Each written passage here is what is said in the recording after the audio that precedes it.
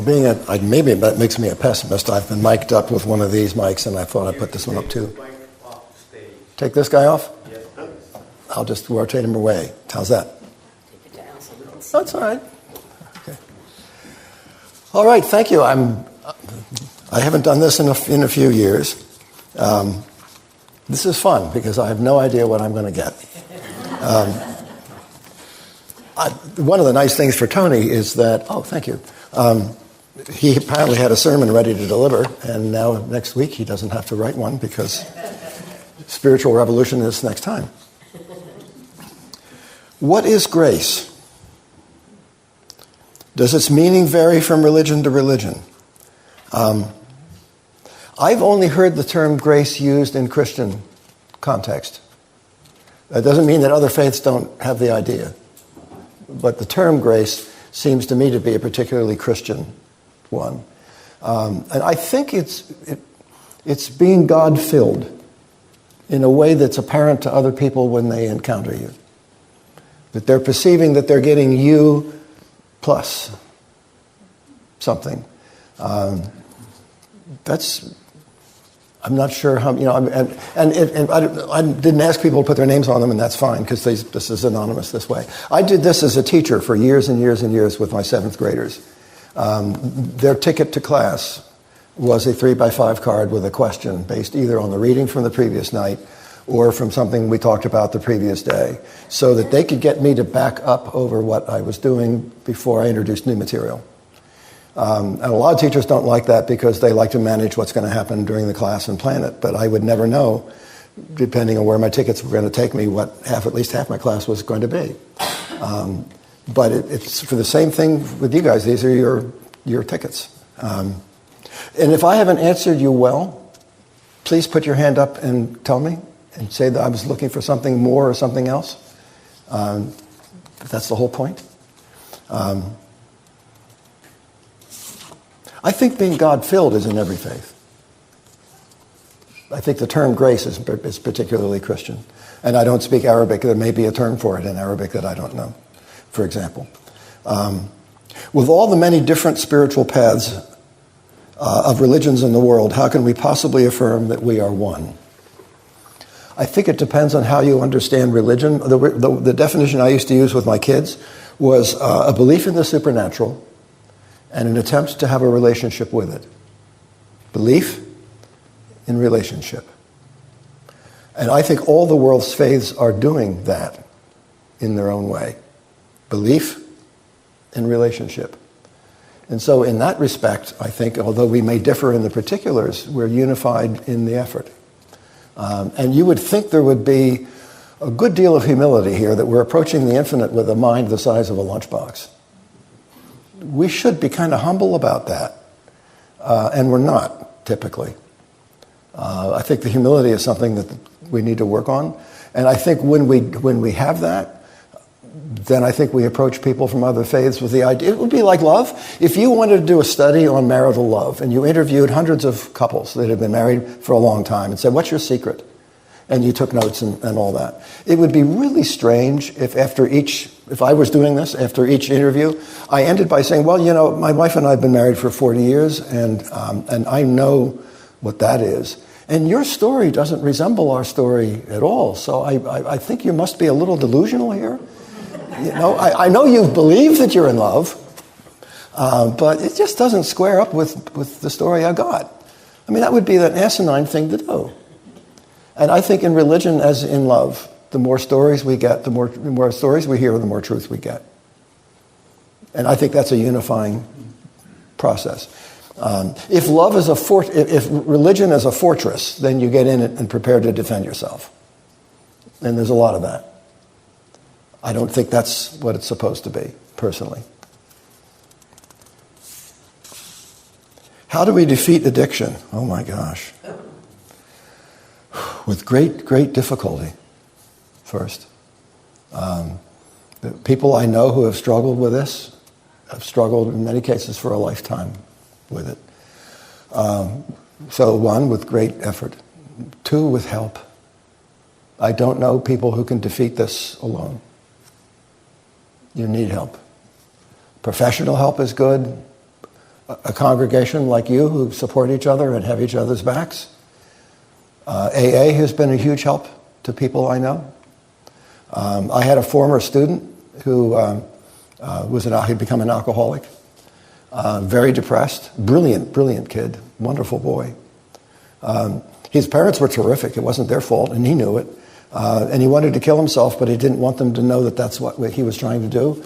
So he had a sunfish sailboat, and a hurricane had blown through, and in the middle of the night, he launched this boat into the ocean and sailed with a bottle of vodka straight into the storm, drinking, sailing, and he figured at some point he'd pass out and drown, and the boat would wash on shore, and everybody would think it was a stupid thing to do, but they would never know that he was deliberately trying to take his life. And it turned out he was a better sailor than the storm was vicious. And the sun rose the next morning, and he was still sitting on the boat, out of sight of land.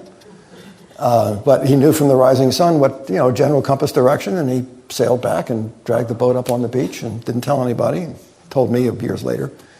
Then he tried to hang himself, climbed a tree with a bottle of vodka and a length of rope. Tied one end of the branch he was on, the other around his neck, and then drank. And he woke up on the ground with the rope lying on his chest in a pile. Rope burns around his neck. Still alive. And he said, "Mr. Brown, I know my knots. I'm a sailor." I said, "So what happened?" He said, "Well, I don't know what happened, but I know what I did next." He went to the next AA meeting he could find, as close as he could find it, and started. If any of you are struggling with this, God bless you, but you can't do it by yourself. It's very hard to do it even with everybody helping. What I used to tell my kids is if there's a place you don't want to end up, don't take a single step in that direction, and then you won't get there. Which is maybe a useful advice to give to young people. My family did not handle alcohol well, so I don't drink. I've never met anybody that anyone ever said, "Thank God he drinks a lot."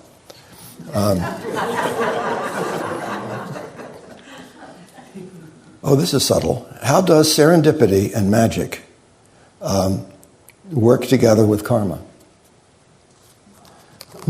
See? This is a room full of theologians here. Well, karma, I had a problem with karma as I got interested in Hinduism.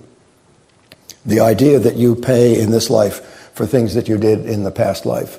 It is one of the explanations for evil in the world, which is a core problem for all religions. Why is there so much suffering? Why is there so much of it, and so much of it undeserved? And every religion, there's a name for it, it's called theodicy, the problem of evil, and every religion struggles. It's the real heavy lifting stuff, when people that you love suffer, and you know their lives, and you say, this can't be fair, and it can't be the work of a loving God. Can't. So how is this happening? The idea of karma is one logical explanation. Well, you screwed up, just not this time. And now you pay, and you learn. I've been a teacher all my life, so I, as a Westerner approaching Hinduism, came up with a somewhat different understanding of it. I think of karma as a lesson plan. When you graduate a kid from school, you say, "Congratulations, you have learned everything that we had in mind in this place to teach you." It doesn't mean your learning is over. It just means you're going to make your next set of learning somewhere else.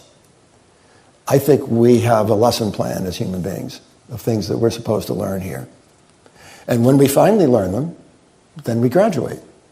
And exactly what it is we graduate to, I don't have the particulars. Again, I'm reminded of a mind the size of a lunchbox, trying to contemplate the infinite. And there are times that even I need to shut my mouth. But I think if it's lesson plan, stuff we're supposed to learn, then serendipity, magic is a tricky word. I'm not sure how far into that I want to go. Because I'm not sure how different magic is from the idea that spirit in some way actually influences outcomes in the physical world, which is not any different from miracles in that sense. I think the universe is a very strange place, stranger than we would like to think sometimes. So I think one has to leave room. I think serendipity is the perfect word for it. The ancients, Greeks and Romans, thought that it was superstition to believe that everything that happened was the will of God. They were more scientific than that. They thought, well, there's cause and effect. There's physical causes for things that that happen all the time. To imagine that, as the Bible says, that every hair on your head is numbered, that God has nothing better to do than to count how many hairs you have, is a kind of a paranoid concept of the divine, if you think of it that way. I've tried to make God's life easier and easier by having fewer and fewer hairs to count. It seems only the churches that are thriving are the Christian fundamentalists. What is the future of traditional Christian churches? Well, I'm scared. Really. I think that actually the revolution in Christianity happened here in New England, where we are, in the opposition to slavery. Because the Bible not only sanctions slavery, it codifies it. It tells you who you can enslave and for how long and under what conditions and all that. And so the American Southland could go to its own Bible and say, this is okay with God, so it has to be okay with you. So, but Abraham Lincoln said, if slavery isn't wrong, nothing is. But how do you root that in Scripture when the Bible sanctions slavery? And that revolution, Tony actually wanted to talk about spiritual revolution. I guess this is as close to as I'm going to get. There's a line in Hindu scriptures that says, it's not for the love of a wife that the wife is dear. It is the love of the soul of the wife that the wife is dear. It's not for the love of God that God is dear, but for the soul in the religion. The soul in the religion that is dear. And so New England pastors threw out the idea that maybe there is a soul in Christianity. And that if you asked Jesus back to a southern plantation and showed him what was going on there and said, is this okay with you? The answer surely would have been no. It would have been Lincoln's answer. If slavery isn't wrong, nothing is. So that the idea that the soul of Christianity trumps the scripture of Christianity is a revolutionary idea, and it happened right here in New England, right around where we live now. Frederick Douglass, my ancestors apparently owned him, I found out to my dismay, with my family roots in Tidewater, Maryland. His first opportunity to speak to a white audience was on Martha's Vineyard at a Quaker meeting house. And to his white congregation, he said, I don't know what you might think of slavery, but I know one thing. You'd think it was wrong for you. You'd think it was wrong for you. And but the southern reaction to this liberal reaction in New England was, we're Bible churches down here. We're Bible churches down here. I think on one level, religions that ask a lot of people tend to lose some in the beginning and keep the rest forever. Your faith needs to make demands on you. And you need to be looking at your faith in that way. What am I being asked to do? Flip it. Instead of saying that I have a soul, which grammatically is how in English we talk about it. We say, I have a soul. No, I have a wallet. I have a social security number. My soul has me, if there's anything to it at all. It's flip it. The real question isn't, why do I have a soul? Why does my soul have a body? Why are you here in the flesh? And any of you. What's the point? What are you here to do? That's the core thing. What's the mission? And I think the fundamentalist churches, by demanding a lot, tend to get your loyalty to an institution. You think about your history as a professional in whatever work you've done. It's less how good the deal is, of how well they pay you and all that. How much of yourself you've invested into the work determines the loyalty you have to it. Walking away becomes impossible when there's so much of you invested in what you've been doing all these years. That's what you can't leave. It's not because they just gave you a raise or didn't. And I think that's, how do I serve? But I think this is a real issue right now. Fundamentalist churches are, on the whole, strong. The more liberal churches aren't. I'm often asked to speak at Unitarian churches, and I love the folks when I do. I mean, the congregation is my age. And they've got a few kids in Sunday school, but I'm looking at where are the kids? Because if you don't have something that you can a message that you can hook young people on, and it's the same thing in the end, they're asking the same questions you are. Why am I here? What am I supposed to do? And what answer does the church have to them that they will come back for? And I think it's mission.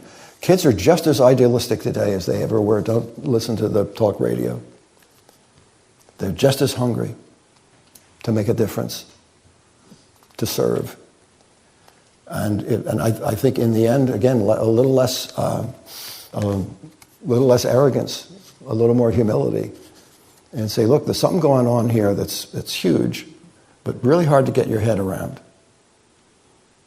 But until they experience something, I had a kid who did a journal project, and one of my 7th graders wrote, they said, usually my mom says my prayers with me at night, but this night my father came in, he said, I'm going to do it. And he kicked the door shut behind him, and he said, okay, now put your hand out and pray to Jesus to put a $5 bill in your hand. And he said, I felt like an idiot. My father said, do it. So I put my hand out and I prayed for a $5 bill, and my father said, so, where's the $5 bill? And there wasn't one. And I said, there isn't any. See, he said, it's all crap. There's nothing there. Now go to bed. And he said, I didn't have an answer. He said, he was Catholic. Yeah, I was working toward my first communion. It was really important to me, but I didn't have an answer. And he said, then, because we were doing world religion, he said, then I'm reading the words of Lao Tzu, the Chinese philosopher. The sage is guided, Lao Tzu says, by what he feels, not by what he sees. And now I have an answer for my father. I don't understand all this stuff yet. I'm just a kid, he wrote. But I do feel something. And then I guess until I get older and have more answers, I'm going to have to base what I'm doing on that. Until your kids feel something, there's no point to Sunday school. Until they feel something. And once they felt something, nobody will be able to take it away from them for the rest of their lives. But until you feel something, it's just a dusty bag of propositions about God. These are good questions. How do you know when you've met your soul partner? I asked my mom that. I said, when I was a kid, I said, how do you know when you're in love? And she said, you'll know. And I said, oh, come on, give me a real answer. You know, this bullshit. And she said, no, you'll know. And you can be wrong. I've been fooled. But until that happens, that you know thing happens, so far you haven't met that person yet. And I don't think there's only one in the whole universe, that there's only one where the key fits and all. I think we could be happy with quite a variety of different people. If we, I think it's more a matter of approach than it is of technique, if that makes any sense. And my answer may be not a whole lot better than my mom's was to me, because it's so subjective, it's so personal. I think what my wife and I have learned is that if it's the right relationship, it allows you to be your best self. It encourages you, they encourage you to be your best self. And it's a great deal when that happens, because I get to experience, I've been 40 years, I've been getting to experience the same person at her best, and I've been trying to give her my best for 40 years. And we're nuts about each other. I think that's one way to know. Certainly if you look at what's going on and you say, I'm absolutely crazy about this person, but they drive me crazy, and I get angry and jealous, and then that's not your soul partner.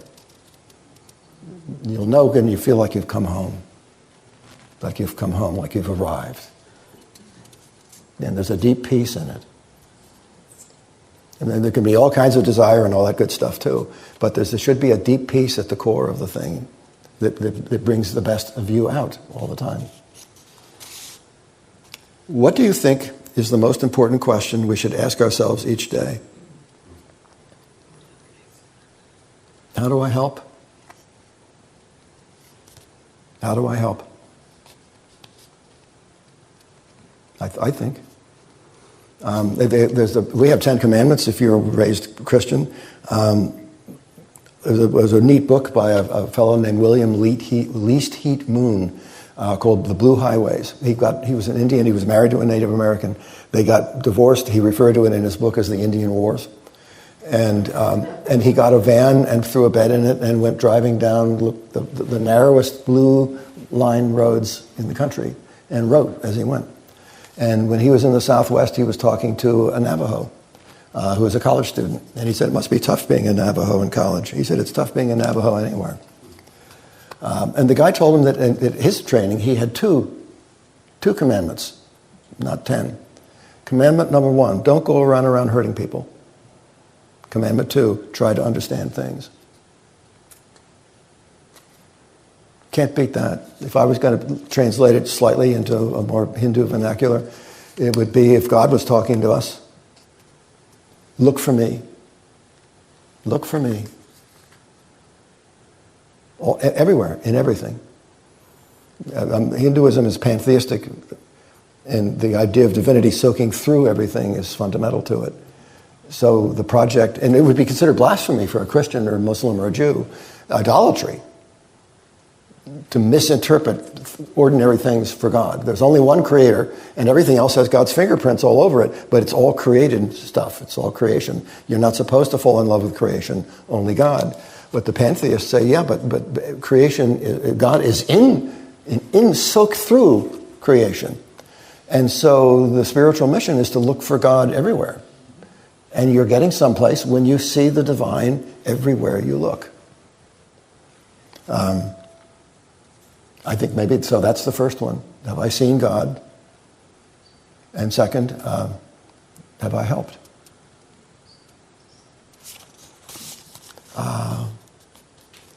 That's the ones I've got. Can I share something with you that's in the paper today? I don't know how many of you get the Cape Cod Times, but it's as a kind of a religious theme to it, and it's 4th of July, almost. And I got a couple minutes before my time runs out, I think. The reason why I'm sitting, I'm having a bad back day. Sorry. I have those. It just turned out the way I typed this up. I've got one page that has a little bit of political stuff on it, which I can leave out if you want or leave in if you like. Is there anybody that would rather not hear anything political this morning? Or is it a little bit all right? Go for it. All right. The 4th of July is coming with all its flags. Our president smiles at the cameras and reassures us America's best days are still ahead of us, but I'm not so sure. We live today in a self-polarizing country.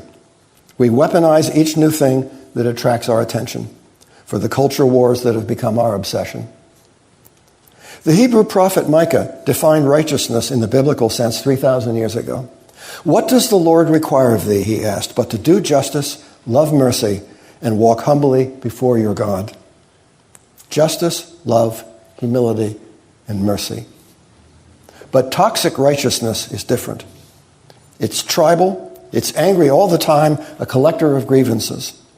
Both left and right find daily reasons to fear and loathe each other. How can you say you love your country if you hate half the people in it? Toxic righteousness feeds on grievance, and it's narcissistic. The more wicked you imagine your opponents, the more righteous you get to feel in opposing them. This isn't just dishonest disagreement about what's best. Where's the dopamine rush in that? Toxic righteousness requires believing the absolutely worst things about the people with whom you disagree. That's where the sense of heroism comes from. It's like living inside a Marvel Comics movie. The villains aren't just wrong. They do evil for evil's sake. They hate everything that is good and holy. They're even after your children for God's sake. Only if those things are true is opposing them heroic. This is addictive. And I believe that as much as pushers hook us on drugs, there is profit being taken and power by hooking us on hatred. Someone once said that hatred is like taking poison and waiting for the other guy to die. The delicate balance of self-governance that the founders so carefully created can survive the attacks of foreign powers. But it's always vulnerable to citizens who no longer cultivate the personal qualities that make democracy possible. At the Republican National Convention of 2016, Newt Gingrich told a reporter, "You run on statistics, we'll run on emotion, and we'll see who wins." This is what the founders were afraid of: enlightened rationality being overwhelmed by public passion. This is also a time of political scandal. When the evidence appears too damning, we're told to pay no attention, because the motivation behind investigating it is political. This is like telling someone, you're just saying it's raining because you don't want to go on the picnic. Maybe you want to go and maybe you don't, but objectively speaking, either it's raining or it isn't, regardless of how we feel about it. In politics as in economics, it's the bad guys who want the referees swept from the field, or they want to pick their own. Do it their way, and if criminality is being investigated by the other party, it's corruption, and if the scandal is in their party, investigation is unnecessary. And always there's this anger, this insistence on being the victim of wicked people with wicked intentions. Where liberals have lost compassion for conservatives, and I believe we have, this is our problem too. In 1630, a Reverend John Winthrop addressed his little congregation in the Plymouth Plantation in a long sermon. "To love and live beloved," he said, "is the soul's paradise on earth and in heaven." To love and live beloved is the soul's paradise on earth and in heaven. We must delight in each other, make each other's conditions our own, rejoice together, mourn together, labor and suffer together as members of the same body. This we have not done. Quite the opposite. We are seeing in America today a failure of love, a massive and tragic and prideful failure. I know, I have my political opinions and you have yours. But Americans have disagreed since our founding, the very founding we celebrate on the 4th of July. But we're engaged in the dismal process of undoing and rejecting the intellectual and spiritual underpinnings that made the great American experiment work for as long as it has.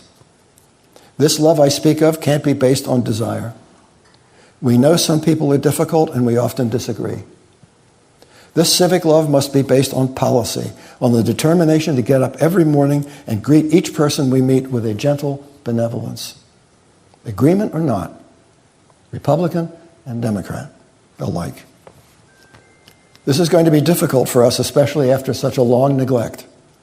But if we don't have a fundamental change of heart, toxic righteousness will tear our country to pieces, and we won't even be ashamed of ourselves until it's too late. Not hearing a single candidate willing to tell you these things, I had no choice but to tell you myself and confess to you that I'm afraid.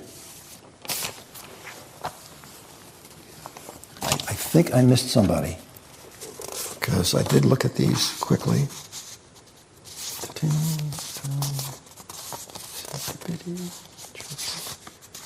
Someone I thought,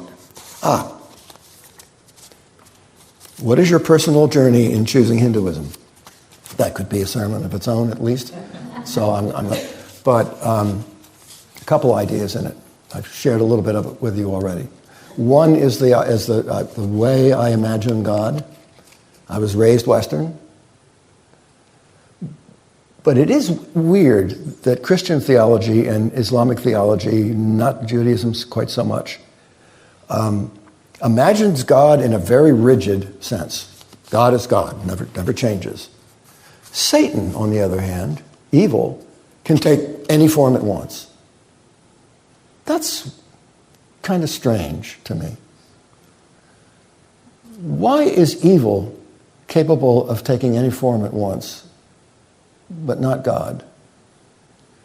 My hunch is, and this is this idea of pantheism, of seeing the divinity in everything you look. There's a joke at a Hindu convention I heard. A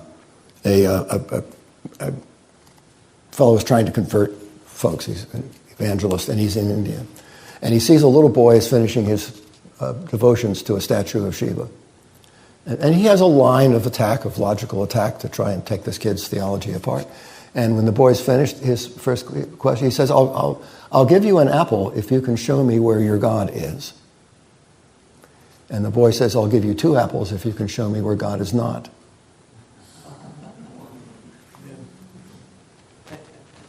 That's a little closer to the way I understand divinity. And that was very appealing to me. There's a line in Hindu scriptures that where God says to Prince Arjuna, he says, you have a right to the work, but the results belong to me. That's a hard discipline because we like to be thanked. We like people to know it when we've done something cool. That you do what is right because you perceive that it is right and you do it, and then you give it up. You give it up to God. You have a right to the work, but the results belong to me. And my favorite line of all, I am joy, says God. I am joy, and on a portion of that joy, all other beings live. I am joy, and on a portion of that joy, all other beings live. Thank you.